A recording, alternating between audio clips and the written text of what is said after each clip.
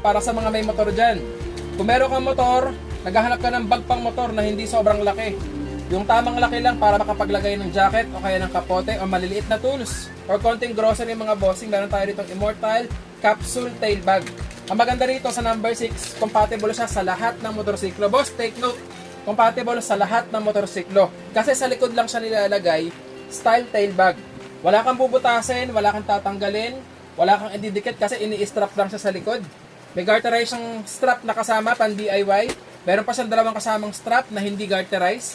Tapos sa maganda pa dyan mga bossing, yung tela matibay. Hindi gasgasin, hindi himulmulin, water repellent, okay lang mabasa ng ulan to bossing. Pwede pang long rides talaga. Ngayon ang tanong, paano pag biglang umulan ng malakas, kakayanin niya ba? Yes bossing, kayang-kaya. Para alam mo kung bakit? Kasi may kasama siya bossing ito. May kasama siyang waterproof na pang-cover.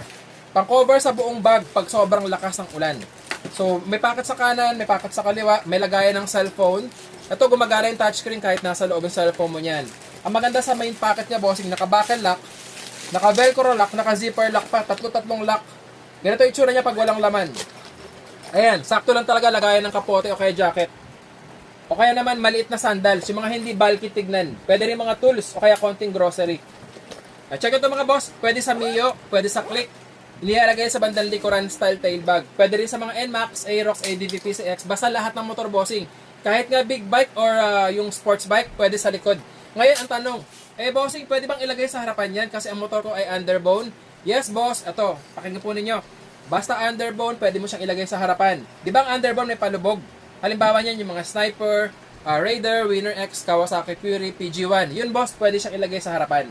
Pero pag hindi underbone, halimbawa PCX, Aerox, di ba may palubog din yon. Hindi siya pwede, pang likuran lang siya. Underbone lang yung pwedeng ilagay sa harapan.